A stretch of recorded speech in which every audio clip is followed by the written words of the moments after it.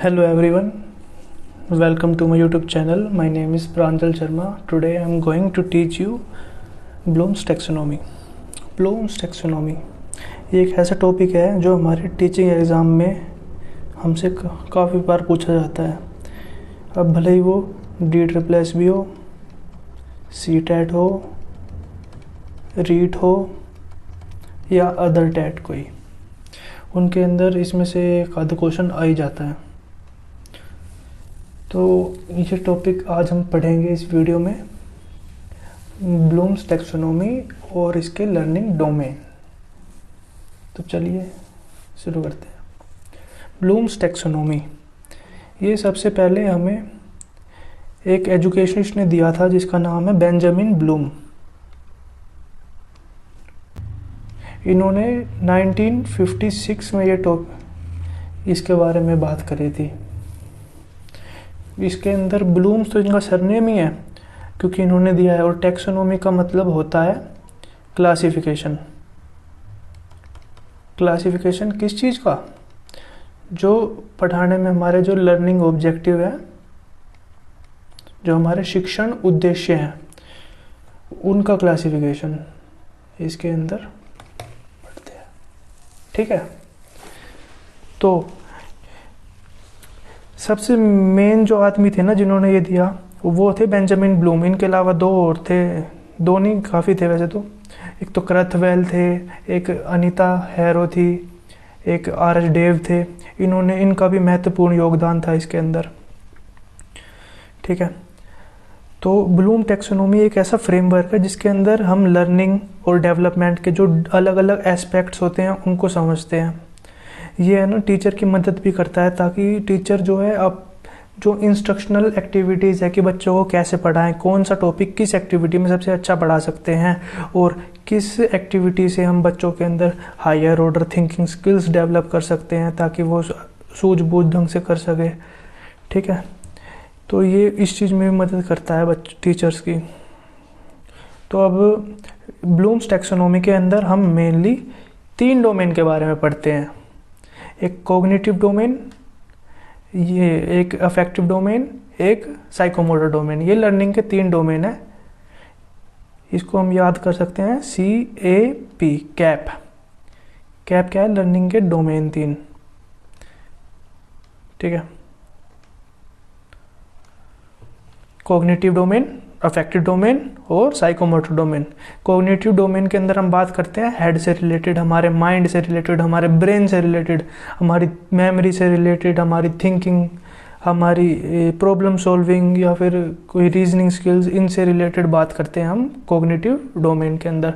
और जो affective domain है उसके अंदर हम बात करते हैं हमारी जो फीलिंग्स है, हमारी इमोशंस है, हमारे जो वैल्यूज़ हैं उससे रिलेटेड बात करते हैं। और जो साइकोमोटर डोमेन है इसके अंदर हमारे हैंड, हाथ से रिलेटेड, हमारी बॉडी की मूवमेंट, अब भले ही हाथ से करो या पैर से, उसकी बात करेंगे। हमारी मसल्स की बात करते हैं। मोटर स्किल्स पता है ना, तुमने पढ़ी होगी। मोटर, ग्रॉस मोटर होती है, फाइन मोटर होती है ना, मोटर डेवलपमेंट। इसमें अंदर आई मसल कोऑर्डिनेशन की बात करते हैं। ठीक है, ये 3 है हमारे लर्निंग के डोमेन्स ब्लूम टैक्सोनॉमी के अंदर। अब हम इन तीनों में इसको याद कर सकते हैं। जैसे इस HHH से, इसके अंदर होता है हेड का यूज़, इसके अंदर होता है हार्ट का यूज़, इसके अंदर होता है हैंड्स का यूज़। ठीक है, HHH देखो, कैप और HHH तीनों में इनका यूज़ होता है। अब कर सकते पहले हेड सबसे ऊपर, उसके बाद दिल, हार्ट पे, उसके बाद हैंड पे काम आता है।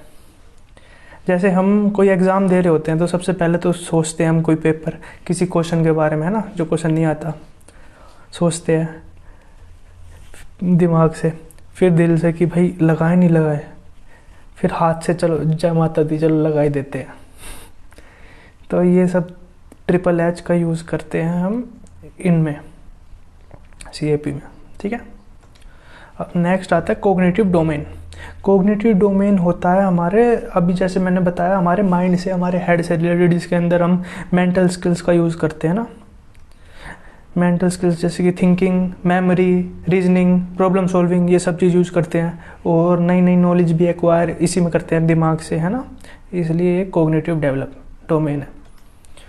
ठीक है, सबसे पहले ये ब्लूम का सबसे ज़्यादा महत्वपूर्ण रोल इसके अंदर ब्लूम का ही था। ठीक है, ब्लूम ने दिया था ये 1956 में। तो ब्लूम ने दिया है 1956 में, जो कि इसमें ज़्यादा उसके बाद है ना, इनका एक स्टूडेंट था एंडरसन, जिन्होंने इसको 2001 के अंदर रिवाइज करा था, जिसके अंदर ज़्यादा कुछ तो चेंज हुआ नहीं। ठीक है, एक तो नाउन थे सारी चीज़, knowledge, comprehension, application, analysis, synthesis, evaluation, ये सारे नाउन वर्ड्स है। इसको एक तो उन्होंने वर्ब में चेंज कर दिया। ठीक है, और दूसरा ये देखो, ये लास्ट के दो, एक तो सिंथेसिस और इवैल्यूएशन, इनको ऊपर नीचे कर दिया कि यूँ बोले कि सिंथेसिस जो होता है कुछ क्रिएट करना, वो सबसे हायर ऑर्डर का है, सबसे हायर ऑर्डर। ठीक है, उससे पहले इवैल्यूएशन आता है। तो इसलिए इन्होंने इसको आगे पीछे कर दिया। बस अब एक बार इनका मतलब समझते कि क्या क्या क्या होता है। जैसे रिमेंबर के अंदर है भाई, कुछ भी याद करना। ठीक है, रिमेंबर याद करना, नॉलेज मतलब ज्ञान लेना किसी चीज़ का। भाई ज्ञान देना, ज्ञान तो भाई सभी देते हैं आज के टाइम पे। किसी से ज्ञान ले लो, चाय की दुकान पे बैठ जाओ, नाई की दुकान पे चले जाओ, सब ज्ञान देने पे तुले रहते हैं।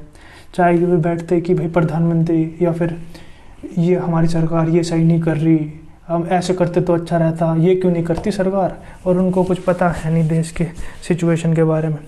पर ज्ञान सबसे देते रहेंगे भाई साहब। ठीक है, अब इसके अंदर नॉलेज में आता है कि जैसे हम बच्चों को कह दें कि भाई हिस्ट्री की डेट्स याद करो, कि भाई क्विट इंडिया मूवमेंट कब हुई थी, डेट। ठीक है, इंडियन नेशनल कांग्रेस कब फॉर्म हुई थी, इसकी डेट बताओ, याद कर लेंगे वो, कुछ समझ थोड़ी आई है, डेट ही तो याद कर रहे हैं। वो आता है रिमेंबर में। उसके बाद अंडरस्टैंड में भाई समझना।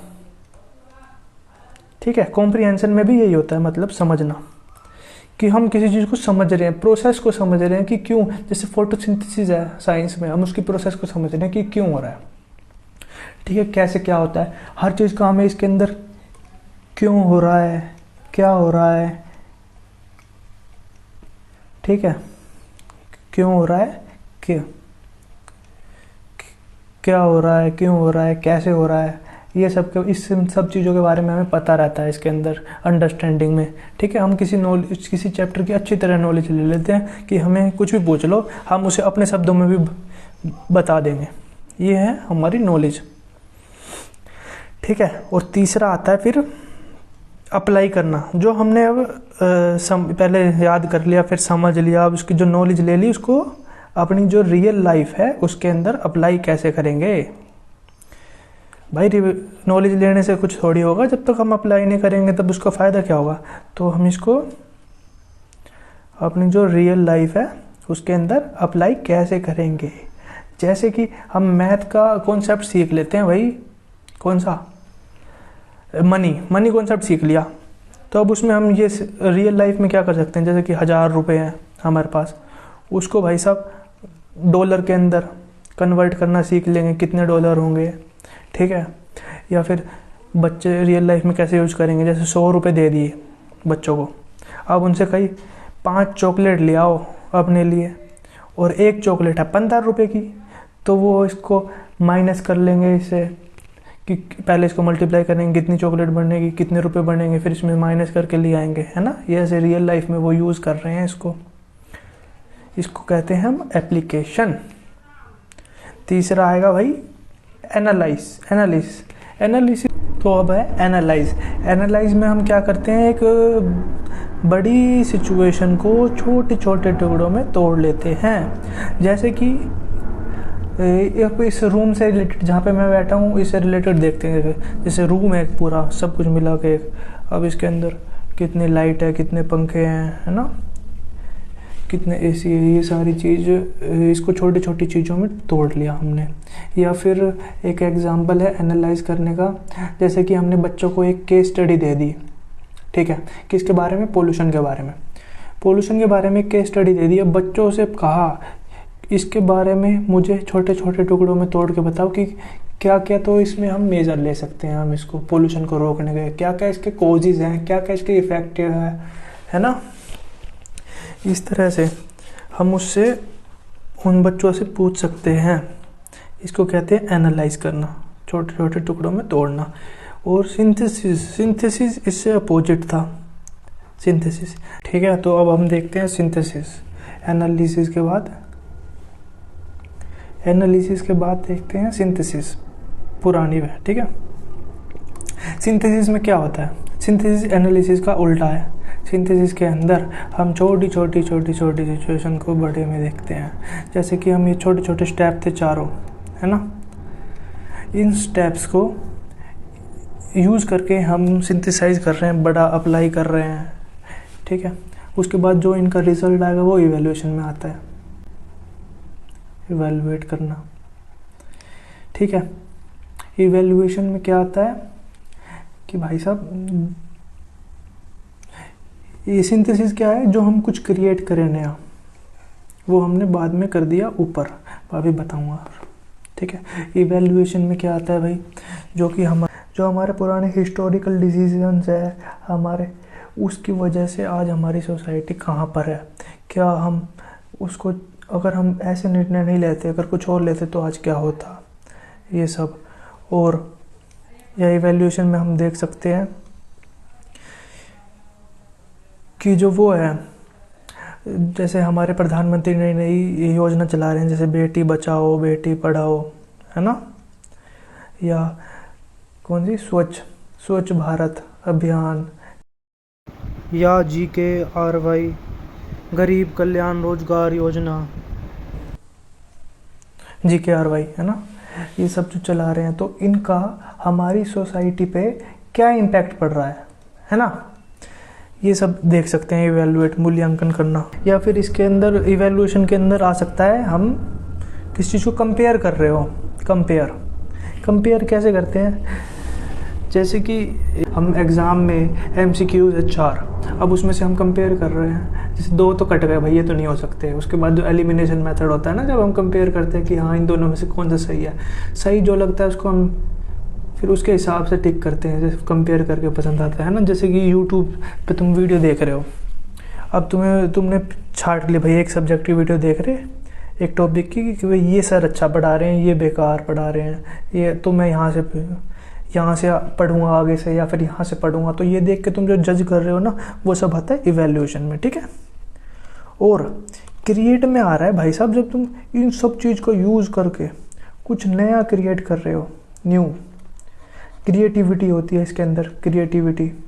जैसे कि जो साइंटिस्ट होते हैं वो नई इन्वेंशन करते हैं, जो हमारे एजुकेशनिस्ट होते हैं वो नई थ्योरी देते हैं, है ना, वो सब कुछ नई जो क्रिएट करते हैं। जैसे कि मैथ्स में तुमने कोई क्वेश्चन सॉल्व करने का तरीका है, वो किसी को नहीं पता, तो तुमने है ना उसकी कोई नई ट्रिक बनाई, मैथ में कोई क्वेश्चन सॉल्व करने की नई ट्रिक बनाई जो अभी तक मिली नहीं किसी को, तो वो तुमने कुछ नया क्रिएट करा, वो भी इसी के अंदर आएगा।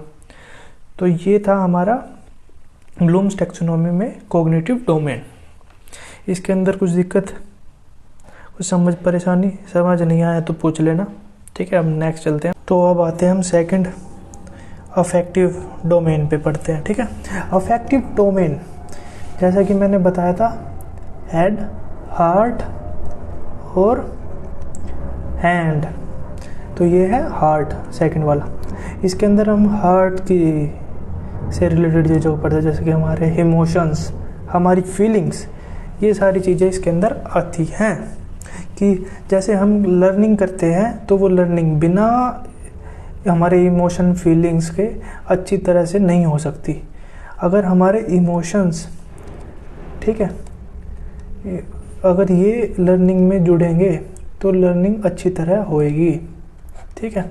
जैसे कि अभी हम पढ़ रहे हो तुम सब, तो क्योंकि तुम्हारे इमोशन जुड़े हुए हैं इससे, कि भाई अब हम पढ़ेंगे, पढ़ने से हमारा करियर सेफ होगा, है ना, जैसे हमारी जॉब लगेगी, हमें सिक्योरिटी मिलेगी, हमारी ज़िंदगी सुधर जाएगी, इसलिए तुम पढ़ रहे हो, तुम्हारे इमोशन इससे जुड़ रहे हैं इस वजह से। तो इसके अंदर हम इमोशन और फीलिंग की बात करते हैं। तो इसके अंदर सबसे महत्वपूर्ण जिसने इसके अंदर योगदान दिया वो थे कार्थवोल। इनका इनमें सबसे ज़्यादा इम्पोर्टेंट रोल था ये अफेक्टिव डोमेन देने में, ठीक है।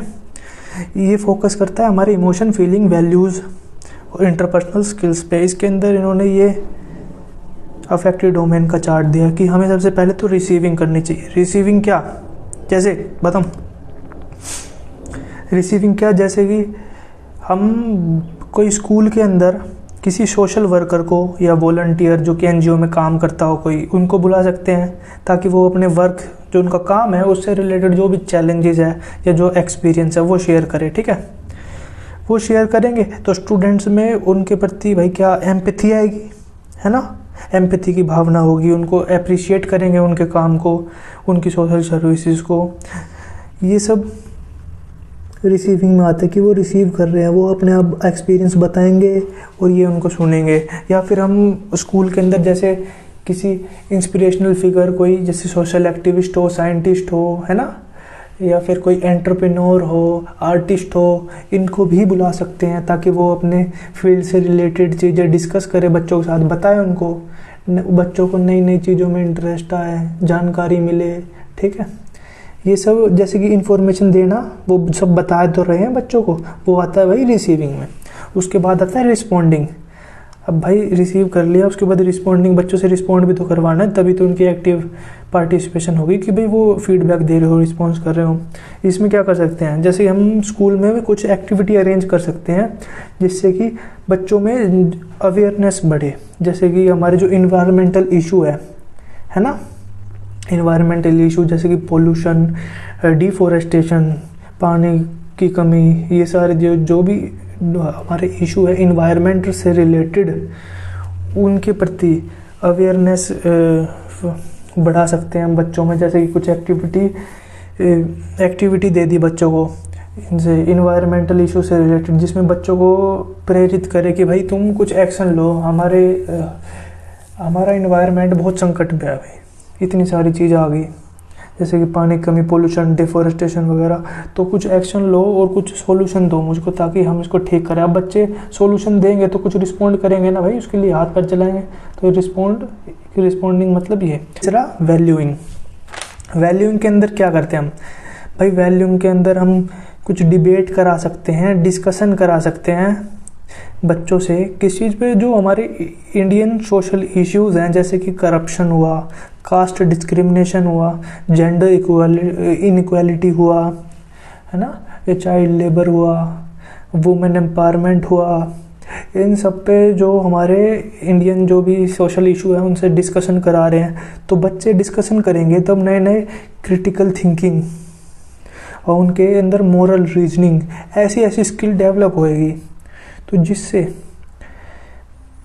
जिससे बच्चे जब हम इसके बारे में डिस्कस करेंगे तो उनको इनके बारे में थोड़ी ग्राउंड रियलिटी पता चलेगा। उनको विजिट करा सकते हैं हम ऐसे प्लेसेस में जहाँ पे पिछड़े इलाकों में, है ना, जहाँ पे अभी भी रूढ़िवाद, मतलब पुरानी सोच चलती है, ऐसे इलाकों में विजिट करा दो जिससे उनको थोड़ी, है ना, उनको ग्राउंड रियलिटी पता चलेगी थोड़ी, जिससे उसके अंदर इक्वालिटी जैसी या फिर सोशल जस्टिस जैसी, है ना, कि सबको समान अधिकार मिलना चाहिए, सबको इक्वल हैं, तो ये सारी वैल्यू डेवलप होगी। तीसरा है ऑर्गेनाइजेशन। ऑर्गेनाइजेशन में क्या कर सकते हैं हम, जैसे कि बच्चे को कोई प्रोजेक्ट दे दिया, स्टूडेंट्स को, है ना, स्कूल में प्रोजेक्ट दे दिया कि भाई अब ये इंडिया के फेस्टिवल आ रहा है, दिवाली आ रही है, या फिर कोई ट्रेडिशनल डांस है भरतनाट्यम, जैसे कि कथक, कुछ भी, है ना, इंडिया में बहुत चीज़ है भाई, तो है ना या फिर हम कुछ कल्चरल इवेंट स्कूल में ऑर्गेनाइज करवा रहे हैं, इंडिपेंडेंस डे की तैयारी, तो बच्चों को कहे कि भाई सब कुछ ऑर्गेनाइज करे, सब कुछ प्लानिंग करे, सब कुछ एग्जीक्यूट करे कि भाई हम कैसे स्टेज सजाएंगे, कैसे कुछ एग्जीबिशन होगा तो स्टॉल लगाएंगे, जो भी करेंगे बच्चों को पूरा मौका दे ताकि बच्चों के अंदर ऑर्गेनाइजेशन जैसी स्किल डेवलप हो। अब करेक्टराइजेशन, कैरेक्टराइजेशन में क्या कर सकते हैं हम, बच्चों के सामने जो हमारी इंस्पिरेशनल फिगर्स है ना, पर्सनैलिटीज़, इंस्पिरेशनल पर्सनैलिटी, जैसे कि महात्मा गांधी है ना, स्वामी विवेकानंद, मदर टेरेसा, इन सब की वैल्यूज़, इन सब के प्रिंसिपल्स, इन सब की जो कंट्रीब्यूशन है जो इन्होंने हमारी सोसाइटी को दिया, उन सब के बारे में डिस्कस कर सकते हैं बच्चों से, ताकि बच्चों के अंदर इनकी वैल्यू, इनके प्रिंसिपल, कंट्रीब्यूशन जो इन्होंने सोसाइटी के लिए जो भी किया, उनसे रिलेटेड उनको ध्यान में रख के कुछ इनका बच्चों का अच्छा करेक्टर डेवलप हो। करेक्टर मोस्ट इम्पोर्टेंट चीज़ है ना, किसी का भी होना चरित्र अच्छा। तो ये सब, इन सब की चीज़ों को अप्लाई करके अपनी लाइफ में अच्छा करेक्टर डेवलप कर सकते हैं बच्चे अपना, ताकि वो सेल्फ अवेयर भी हो सके अपने आप से। ठीक है, तो ये सब थे हमारे अफेक्टिव डोमेन। इसके अंदर हम फीलिंग, इमोशन पे यूज़ करते हैं, और ये सब के मैंने एक्सप्लेन कर दिया कि क्या क्या करवा सकते हैं हम ये सब डेवलप करने के लिए। अब चलते हैं हम नेक्स्ट टॉपिक पे।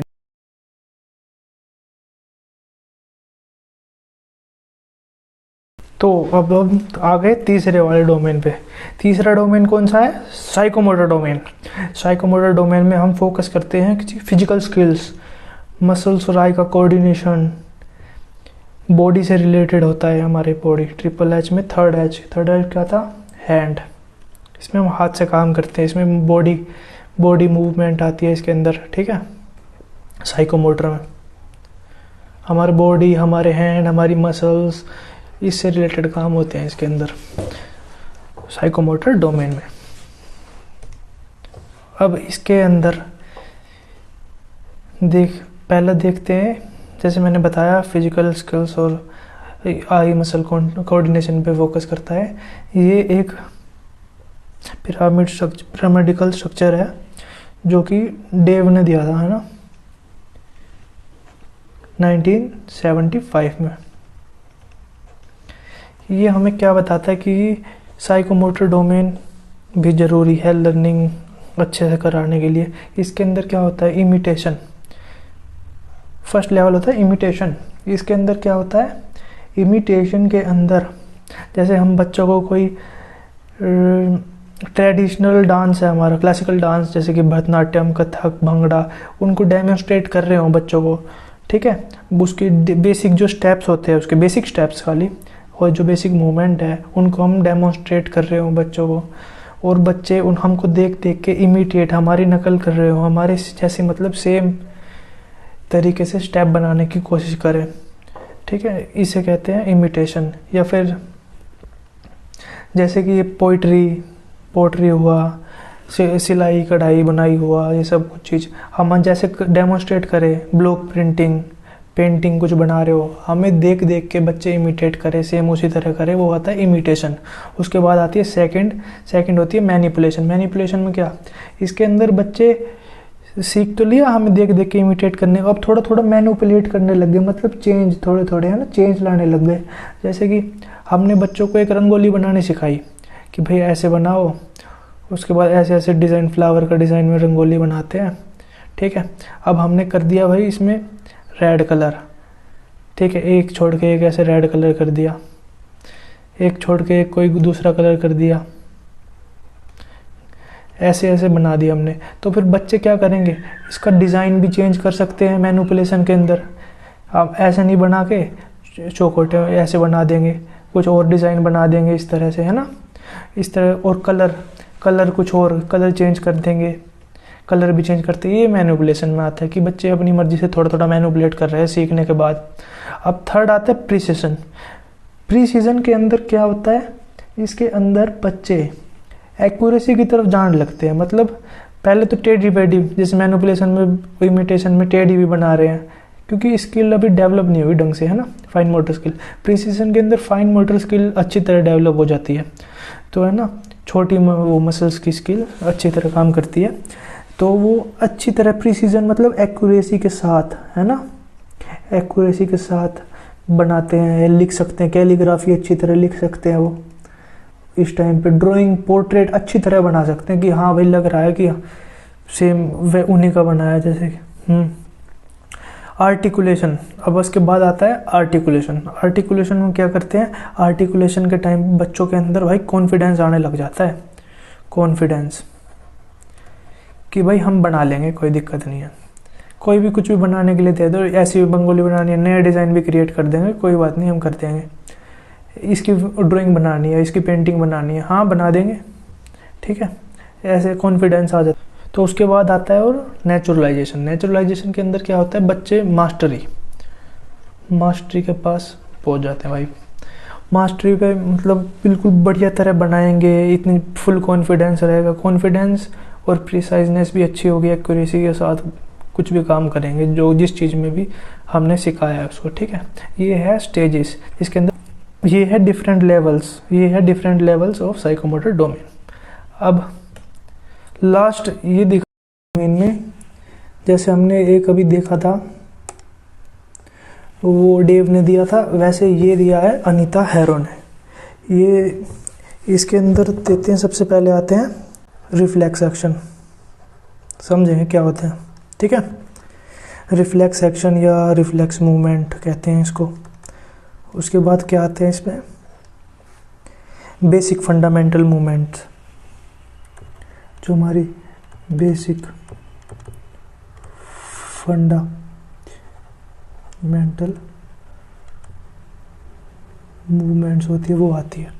थर्ड नंबर पे क्या आता है, परसेप्चुअल एबिलिटी।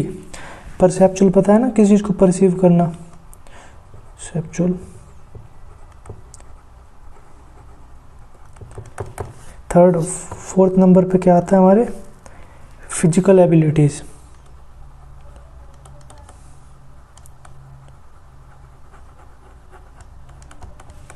फिफ्थ पे skilled movement.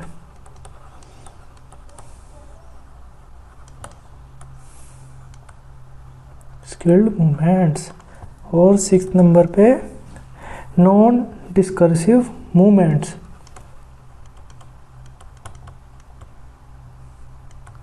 Non discursive movement.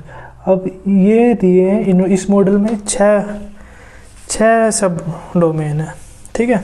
इसके अंदर इनकी देखते हैं हम कि क्या होते हैं। रिफ्लेक्स मूवमेंट, रिफ्लेक्स एक्शन क्या होते हैं, रिफ्लेक्स एक्शन होते हैं भाई सडन, ये होती है भाई सडन, इस पे हमारा कोई भी कंट्रोल नहीं होता, ठीक है। ये अपने आप होते हैं, जैसे किसी गर्म चीज़ पे हम हाथ लगाएंगे तो एकदम हाथ हटेगा, है ना, स्टिमुलस रिस्पॉन्स हमने पढ़ा होगा है सर, वही चीज़ है, अपने आप होता है, जो हमारा कोई कॉन्शियस नहीं रहते, हम अनकॉन्शियसली होता है। जैसे कि या फिर जैसे कि आंखों पे एकदम हमारी तेज़ लाइट पड़ी तो आंख अपने आप बंद होती है ना, वो सडन होता है, अपने आप होता है, अनकॉन्शियस। तो ये सब आते हैं रिफ्लेक्स एक्शन में, ये छोटे जो अपने आप होते हैं, अनकॉन्शियसली सडन होते हैं, है ना, इनवॉल्यूंटरी एक्शन भी कहते हैं इनको। और सेकंड नंबर पे आती है basic fundamental movement. Basic movements कौन सी होती है, बेसिक फंडामेंटल मूवमेंट्स, इसके अंदर बच्चे जो हैं गोल डायरेक्टेड बिहेवियर करते हैं। जैसे कि जब बच्चे अपने घुटनों पर चलते हैं, क्रोलिंग, जब है ना बच्चे क्रोलिंग करते हैं तो फिर है ना वो कुछ भी चीज़ देखेंगे उस टाइम पे तो उसके पीछे जब भी चल देते हैं। जैसे कि उनका टेडी बियर रखा है यहाँ पे बेड पे दूसरे कोने पे, वो यहाँ है इस जगह, तो जैसे टेडी बियर देखा तो लेने के लिए चले गए सीधा, सिर्फ उन्हें टेडी बियर दिखेगा, सिर्फ वो गोल ओरिएंटेड बिहेवियर करेंगे।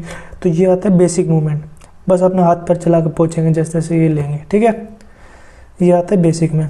और फिर आता है परसेप्चुअल एबिलिटी। परसेप्चुअल एबिलिटी क्या होता है, जो हम परसीव करते हैं, हम सेंसेस के द्वारा जो भी हम परसीव करते हैं, ठीक है, सेंसेस से, अपने थ्रू सेंसेस। हमारी सेंसेस कौन कौन सी होती है, आँख, नाक, कान, मुंह, है ना, स्किन, ये सारी सेंसेस है।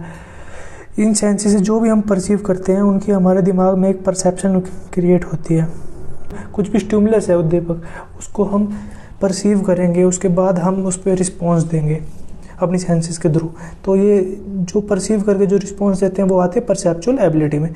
और चौथा आता है फिजिकल एबिलिटी। फिजिकल एबिलिटी क्या होती है, फिजिकल एबिलिटी वो होती है जब बच्चे चलना सीख जाते हैं, छोटा मोटा, है ना, बच्चे चल देते हैं, बच्चे होल्ड कर लेते हैं कुछ चीज़ को अपने हाथ में, होल्ड करके पकड़ने लग जाते हैं।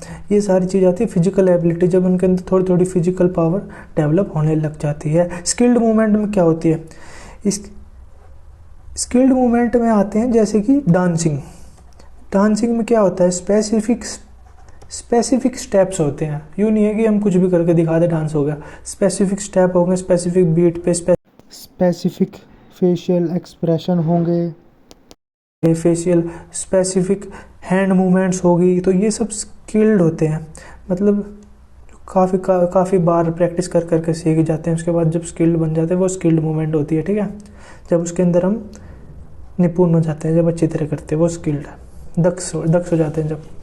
और वो नॉन डिस्कर्सिव मूवमेंट क्या होती है, ये रिलेटेड होती है किससे, हमारी जो बॉडी लैंग्वेज है, हमारी बॉडी लैंग्वेज और जो हमारे जो फेशियल एक्सप्रेशन है, इनसे रिलेटेड होती है नॉन डिस्कर्सिव मूवमेंट। इसके अंदर जो कहते हैं ना आंखों में सब बता दिया वो यही है। और तुम्हें पता है 80% जो हमारी कम्युनिकेशन है वो नॉन वर्बल होती है, बिना